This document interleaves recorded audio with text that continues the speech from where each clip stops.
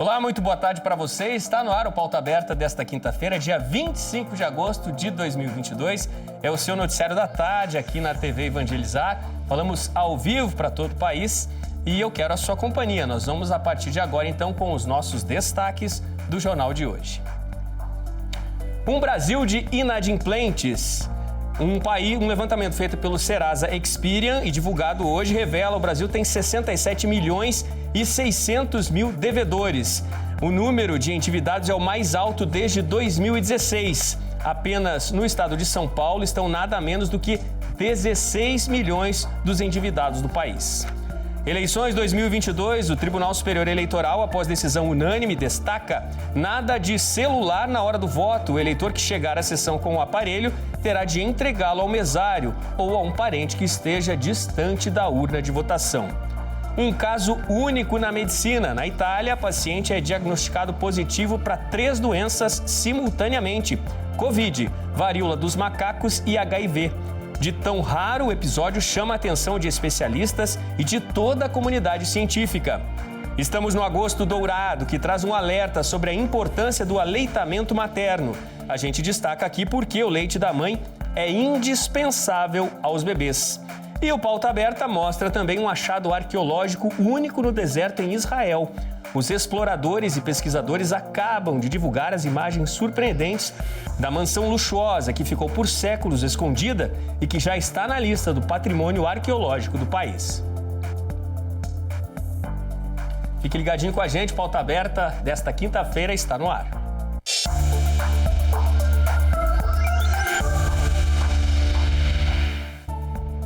Bom, gente, nós chamamos neste momento uma informação a respeito dos inadimplentes no país. De acordo com o levantamento feito pelo Serasa Experian, são 67,6 milhões de inadimplentes. A maior parte dos casos registrada, 16 milhões, está no estado de São Paulo. Há muitos casos também no Rio de Janeiro, em Minas Gerais, na Bahia, no Paraná e no Rio Grande do Sul. A reportagem completa a gente vai exibir amanhã aqui no Pauta Aberta para você. A confiança dos consumidores brasileiros aumentou no mês de agosto e alcança o maior índice dos últimos 2 anos. Os dados foram divulgados hoje pela Fundação Getúlio Vargas. O Índice de Confiança do Consumidor, o ICC, do mês de agosto cresceu.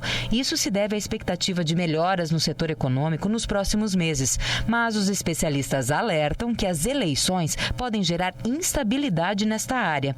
Somente neste mês, o índice aumentou 3 vezes consecutivas. Os dados mostram que o ICC estava com 4,1 pontos e chegou a 83,6 pontos. Numa visão de curto prazo, estudiosos indicam possibilidades de recuperação na economia, com mais ofertas de emprego e desaceleração da inflação. E agora eu quero trazer notícias que foram divulgadas no início da tarde pela Caixa. Os trabalhadores podem buscar 24,6 bilhões de reais esquecidos do PIS/PASEP a partir do aplicativo FGTS, de acordo com a Caixa.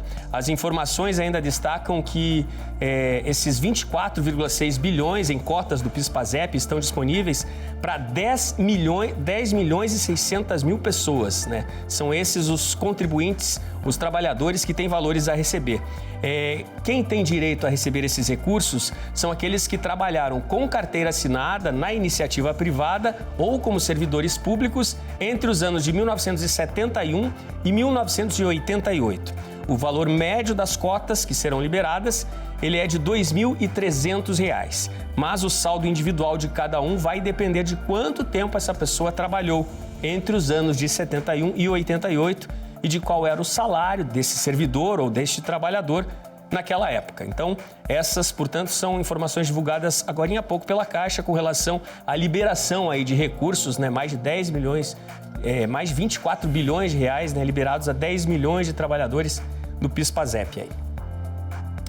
Bom, um levantamento feito pelo IBGE destaca que no primeiro ano da pandemia, as empresas e os empregos ligados ao setor de serviços levaram um tombo.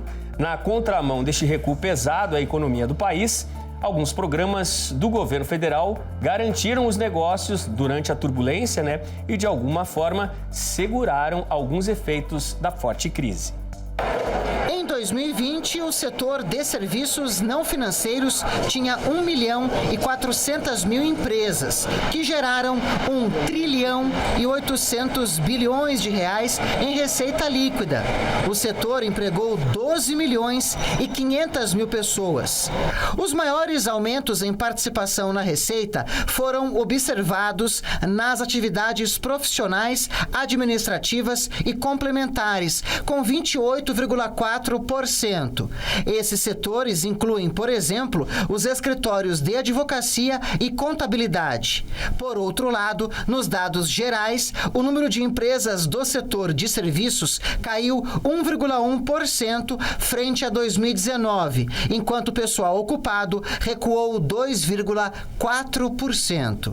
As atividades que mais contribuíram para a queda de pessoas ocupadas foram de serviços de alimentação, com perdas de 329,2 mil pessoas, e transporte rodoviário de passageiros, com perdas de 96,7 mil pessoas. A pesquisa do IBGE também aponta que, em 2020, o isolamento social ocasionado pela pandemia da Covid-19 gerou consequências no emprego, no desenvolvimento das empresas e nos serviços prestados de forma presencial. E para conter os efeitos da crise econômica, o governo federal tomou uma série de medidas. O auxílio emergencial, por exemplo, injetou entre 2020 e 2021 354 bilhões de reais na economia. E o Pronamp já disponibilizou 62 bilhões e 400 milhões de reais em créditos para as empresas. Uma queda, uma redução de apenas 1,1% das empresas, e uma redução de apenas 2,4% dos postos de trabalho foi diretamente influenciada pela atuação do governo. Muitos empresários não mandaram seus empregados embora. E agora, com a retomada do crescimento, eles precisam desses empregados. E muitos deles não encontram no mercado pessoas qualificadas. Então, essas medidas do governo de manutenção do emprego, de ajuda de crédito para o pequeno e médio empresário, substancialmente ajudou. Ajuda tão importante, que chegou a tantas pessoas, a tantos empresários, principalmente os micro e pequenos empresários. Bom, informações ao eleitor, Atenção, eleitor, nada de celular ou qualquer outro aparelho eletrônico na hora do voto. A decisão foi divulgada hoje pelo TSE, que é o Tribunal Superior Eleitoral. A decisão foi unânime. O TSE diz que o eleitor deve entregar o celular antes de entrar na cabine de votação. O que se pretende com a medida é garantir o sigilo do voto. Além do celular, o eleitor deve também entregar todo e qualquer tipo de aparelho eletrônico antes de entrar na cabine de votação. Outra novidade para as eleições deste ano é o uso de detectores de metais, que vão poder ser utilizados em situações excepcionais avaliadas caso a caso pelo juiz eleitoral. A Corte respondeu a uma consulta do Partido União Brasil, que questionou ao tribunal se a proibição de celulares na cabine de votação ainda está em vigor. Os ministros do TSE responderam que o celular não pode ser guardado no bolso ou desligado, mas deve ser entregue pelo eleitor antes de acessar a cabine de votação. Uma nova resolução deve ser aprovada na próxima semana para deixar ainda mais clara a proibição. De acordo com o TSE, uma mesa receptora vai ser responsável pela retenção e guarda dos aparelhos. Se o eleitor se recusar a entregar o aparelho, será considerado crime eleitoral. O juiz eleitoral será avisado e deve chamar a Polícia Militar. O presidente da Corte, ministro Alexandre de Moraes, reforçou que é ilegal a entrada ou ingresso com telefones celulares na cabine de votação. Isso é crime eleitoral, segundo ele. Já o ministro Ricardo Lewandowski afirmou que o eleitor que não quiser deixar o celular com o mesário já vai saber de antemão que deve deixar o celular em casa ou com algum parente. Ainda sobre as eleições, o Brasil bateu um novo recorde. 87% dos deputados federais vão concorrer à reeleição. Na prática, são 408 deputados que querem continuar no Legislativo. É o maior número de deputados a disputar a reeleição na história do país. Dos 513 deputados federais, 446 vão tentar se manter no cargo na eleição deste ano. O número equivale a 86,9% do total, superando o recorde anterior de 1998, quando 443 tentaram se reeleger. Ao todo, vão ser 10.453 candidatos disputando uma vaga na Câmara. De acordo com o Departamento Intersindical de Assessoria Parlamentar, dos outros 67 deputados em exercício, 24 vão concorrer ao Senado, 13 ao governo do estado, 5 a uma vaga nas assembleias legislativas, 5 a vice-governador, 1 a vice-presidente e 19 não vão concorrer a cargos públicos. O DIAP também aponta que o índice de reeleição costuma ser alto. A média é de 63,4%. Apesar disso, o último pleito teve uma das menores taxas de reeleição da história, com 53,4%, perdendo apenas para 1990, quando 51,3% dos que tentaram se manter no cargo foram eleitos.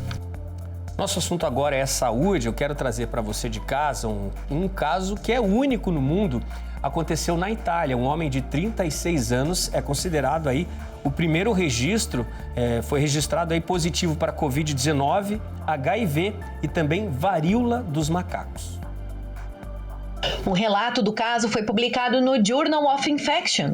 O paciente apresentou febre, inflamação na garganta, dores de cabeça e uma íngua na virilha depois de retornar de uma viagem à Espanha em junho. De acordo com a revista médica, o homem testou positivo para Covid-19 no dia 2 de julho, 3 dias após apresentar os primeiros sintomas. Na mesma data em que recebeu o resultado, começou a ter coceiras no braço esquerdo e dias mais tarde percebeu pequenas bolhas no peito, nas pernas, no rosto e nos glúteos. Nos dias seguintes, as lesões aumentaram e o paciente procurou a emergência do Hospital Universitário de Catania.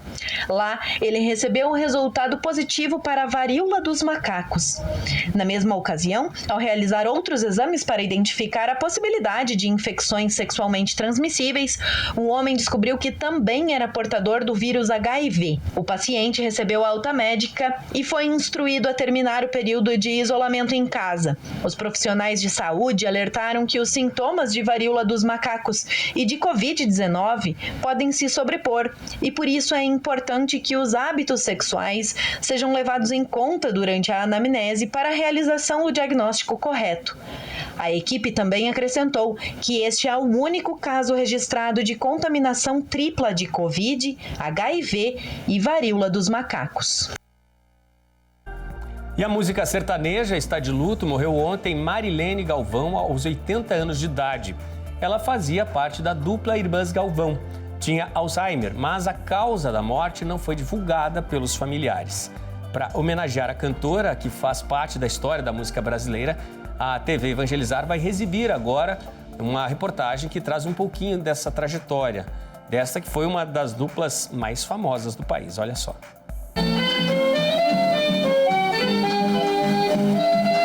As lembranças do passado ainda estão frescas na memória. Todos nós temos na vida saudade e recordação. Um fã que veio pedir o nosso autógrafo, ele falou assim: vocês já prestaram atenção que vocês estão cantando há 68 anos? Nós ficamos que os 70 assim. anos está chegando. E ele completou, e os 70 anos chegando de vocês. Todas as histórias da dupla viraram um livro. A pesquisa é de um fã que acompanha o trabalho delas há mais de 20 anos. Em casa, Michael coleciona raridades da música caipira e, além de ter todos os discos das Galvão, guarda com carinho recortes de jornal, fotos e publicações.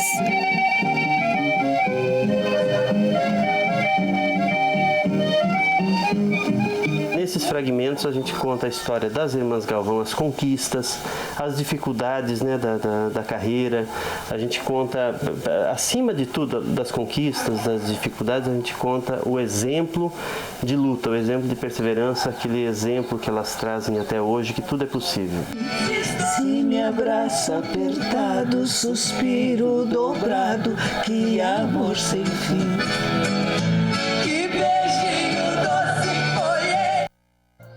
E quantas lindas músicas, né, que a dupla deixou gravadas. Ficam as saudades aí de Marilene Galvão. O corpo da cantora, de 80 anos, que já tinha mais de 70 de carreira, foi velado e sepultado em Paraguaçu Paulista, no interior de São Paulo. E hoje, às 8h15 da noite, a TV Evangelizar faz uma homenagem especial a Marilene Galvão. Você acompanha o especial musical com as Irmãs Galvão. Domingo também tem homenagem nesse Adeus a Marilene Galvão. A partir das 9 da manhã, você acompanha aqui na telinha da TV Evangelizar com exclusividade a história de vida e de sucesso das duas Irmãs Galvão. Ficam aqui também nossos sinceros sentimentos aos fãs, amigos e familiares da cantora. Bom, gente, vamos para o intervalo. Você vai ver no próximo bloco o Agosto Dourado, dá o alerta sobre a importância do aleitamento materno. E também o papagaio mais famoso do Brasil está de aniversário. Viva Zé Carioca, que completa 80 anos de idade.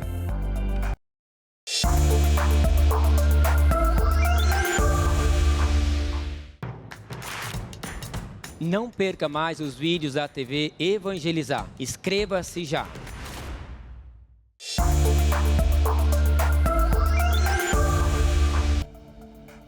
Pauta Aberta está de volta para este segundo bloco. São 4h58 da tarde agora. Falamos ao vivo para todo o país.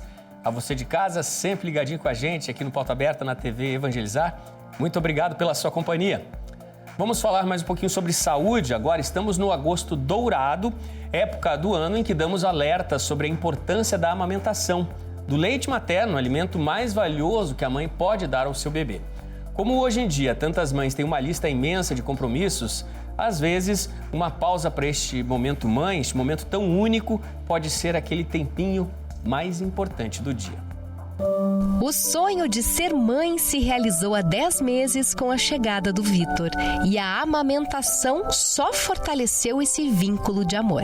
É um momento maravilhoso. Primeiro a conexão, com meu filho, o quanto a gente aprendeu um com o outro nesse processo, nesses 10 meses. Mas também eu sei o quanto que eu estou fazendo bem para ele, relacionado aos nutrientes e toda a questão até de saúde dele que o aleitamento materno proporciona. Após a licença maternidade, a Tânia teve que retornar ao trabalho presencial em alguns dias da semana. E foi aí que surgiu uma preocupação. Como continuar amamentando? Preocupação que tem fundamento. Uma pesquisa mostrou que em 23% dos casos, o fim da licença pode afetar a continuidade da amamentação.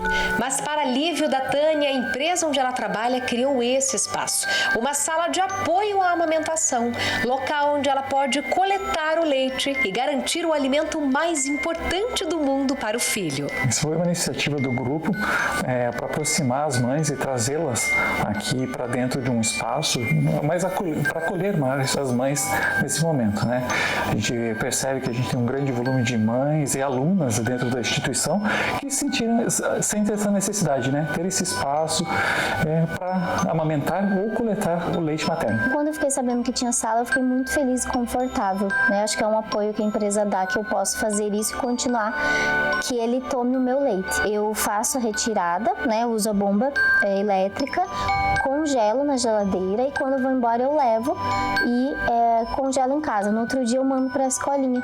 Então ele, na mamadeira, toma o meu leite. A sala possui poltronas para amamentação, micro-ondas, geladeira para armazenamento do leite e trocador. O espaço também pode ser utilizado pelas alunas da universidade. É aqui que a Gabriele, estudante de odontologia, amamenta a pequena aluna. O funcionário, ele vai trabalhar muito melhor, ele vai ter um desempenho muito mais alto se ele estiver seguro e sabendo que tem o apoio da empresa, Então, eu acho que é bem importante. A meta é que até 2025 o Brasil tenha pelo menos 50% das crianças abaixo de 6 meses em aleitamento materno exclusivo. Por isso, a recomendação é que as empresas invistam em iniciativas como essa. O que a gente percebe que é um jeito de cuidar demais das mães, É trazer as mães para o nosso ambiente de trabalho, que é um momento muito delicado para elas, É a questão das mães começarem a deixar as crianças em suas residências, retornando ao trabalho. E se a gente proporciona um lugar acolhedor, elas se sentem muito mais confortáveis disso,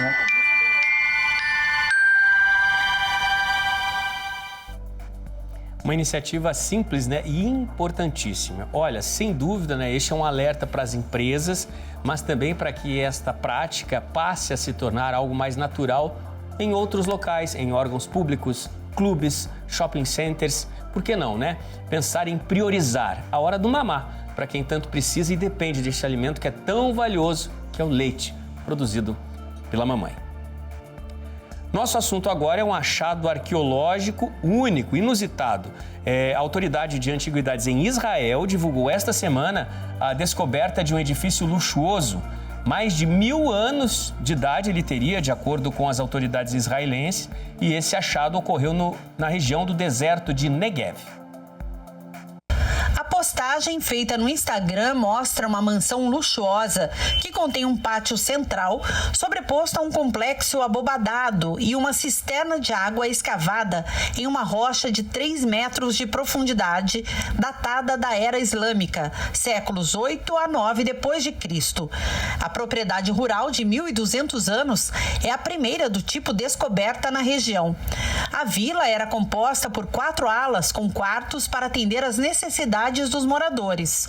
O achado ocorreu em meio a escavações do plano do governo para construir um novo bairro na cidade beduína de Harat, no deserto que ocupa mais da metade do território israelense. Em uma das alas havia um salão pavimentado com piso de mármore e pedra e paredes decoradas com afrescos coloridos em vermelho, amarelo, azul e preto. Já em outros cômodos da mansão havia piso de gesso. Em algumas áreas, a decoração contava com grandes fornos e fragmentos de travessas de vidro decoradas. As autoridades agora planejam conservar e exibir as descobertas ao público em geral, mas ainda sem previsão. Agora o grande desafio, para a autoridade israelense é garantir a preservação de um achado tão valioso, e tão repleto aí de valores e de novas descobertas, A cada fragmento ali, novas descobertas, sobretudo para a ciência e para a arqueologia. Vamos falar de futebol agora. Foi uma noite de emoções no Maracanã e no Morumbi. 8 gols marcaram as 2 semifinais nos jogos de ida pela Copa do Brasil. E Flamengo e Corinthians deram esse primeiro passo à frente dos adversários. O Flamengo porque venceu em São Paulo, o Corinthians porque arrancou um bom empate no Rio de Janeiro. Veja os gols. No Maracanã, o primeiro gol saiu logo no comecinho do jogo. A menos de 1 minuto, John Arias sofreu pênalti de Fagner. O árbitro foi chamado pelo VAR e então marcou. Ganso foi para a cobrança e, com categoria, colocou a bola no canto, deslocando o goleiro Cássio. A torcida do Flu era pura empolgação no Maracanã e o tricolor melhor em campo. Mas do outro lado estava o Corinthians. E um erro no meio do campo foi fatal. Yuri Alberto avançou, fintou a zaga e acertou o passe na medida para Renato Augusto empatar. Eram 25 minutos do primeiro tempo. O jogo estava 1-1. O Flu voltou com tudo depois do intervalo. E, de novo, apenas 1 minuto de bola rolando, a boa troca de passes depois da cabeçada do zagueiro, a bola chegou em Arias. De primeira, ele apenas encaixou o pé direito nela para estufar a rede do Timão. 2-1 Fluminense.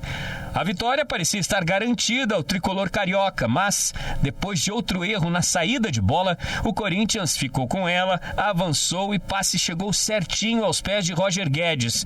Dentro da área, ele escapou da marcação e tocou no cantinho, para desespero do goleiro Fábio. E ficou assim no Maraca, Fluminense 2, Corinthians também 2. O jogo de volta está marcado para 14 de setembro, na Arena Itaquera, em São Paulo.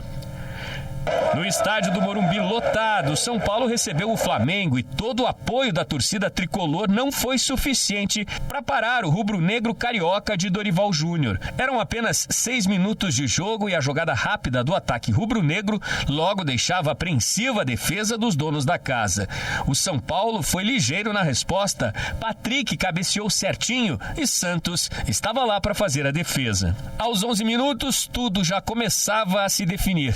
Everton Ribeiro mandou a bola na entrada da área e João Gomes cabeceou com estilo no cantinho de Jandrei. Flamengo 1, São Paulo 0.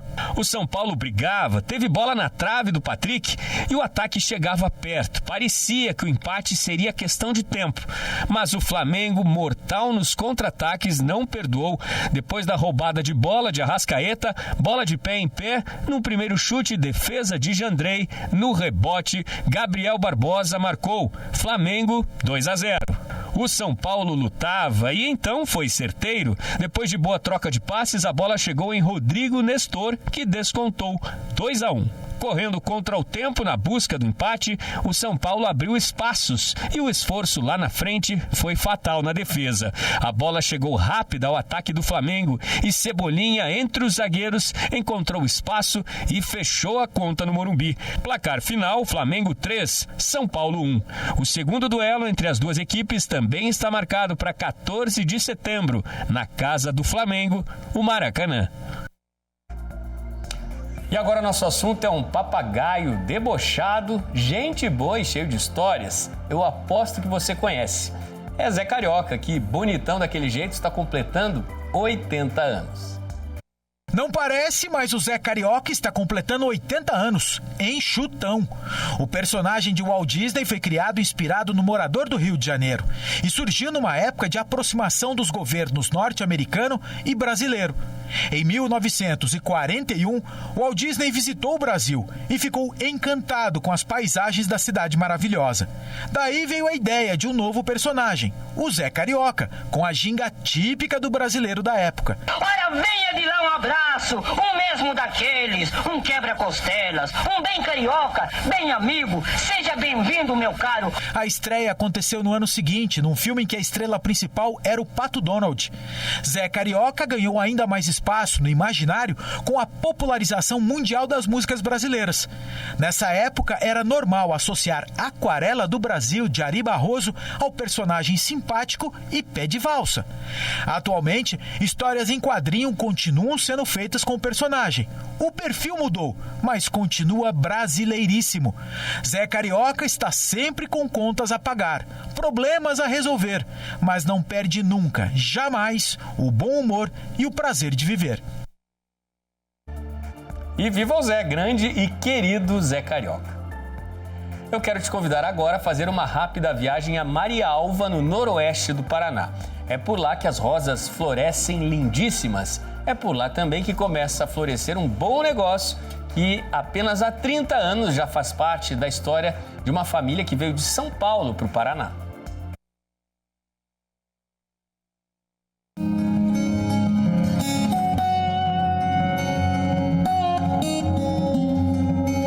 O cultivo de rosas é o ofício do Anderson e da família há mais de 3 décadas.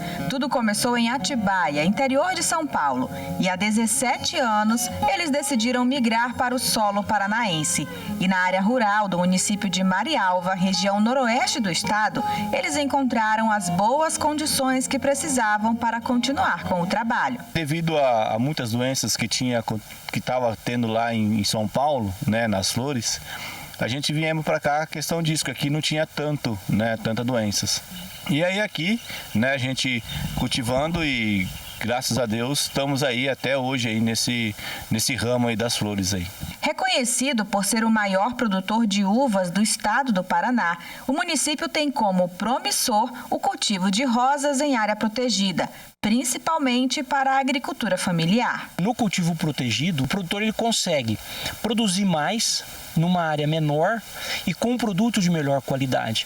Porque com o cultivo protegido ele consegue ter o controle do clima, né? E aumentar em 2 até 3 vezes a produtividade naquele mesmo espaço quando era a campo, a céu aberto. Na área de 2.000 metros quadrados, com 2 estufas, o Anderson cultiva mais de 170 variedades de flores. No início, a produção era apenas com flores de corte para decoração de eventos. E há 8 anos, ele decidiu investir nas mudas, uma aposta que deu certo. A gente leva para o Ceasa, né, Ceasa de Maringá. E tem alguns clientes, né, pessoas que vêm comprar aqui na propriedade também. E aí tem alguns eventos que a gente faz, né, durante alguns meses aí, durante o ano. A propriedade faz parte do Caminhos da Uva, que é a rota de turismo rural do município de Marialva.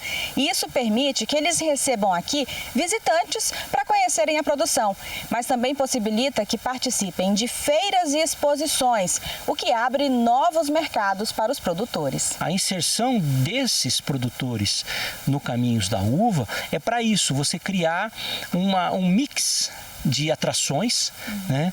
Para que o visitante, quando ele venha, ele não vai só ver uva, né? Mas ele vai ver a flor, vai ver cachaça, vai ver o vinho, vai ver o suco. Resistentes e ao mesmo tempo delicadas, as flores exigem do produtor atenção e cuidado diário, uma boa preparação de terra e irrigação correta.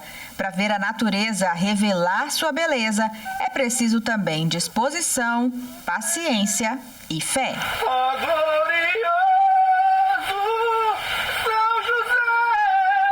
A gente traz essa alegria, esse louvor para dentro do nosso trabalho, para que o dia seja mais leve.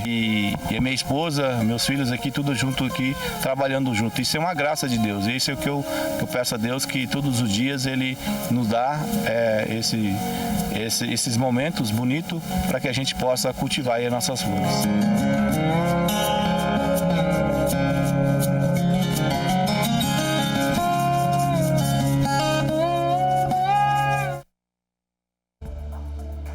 Muita fé, cores e as lindíssimas rosas de Marialva. Gente, Pauta Aberta tá acabando. Obrigado pela sua companhia. Ótimo finzinho de tarde. A gente tem novo encontro marcado para amanhã à tarde aqui no Pauta Aberta. Eu tô esperando você. Tchau, tchau.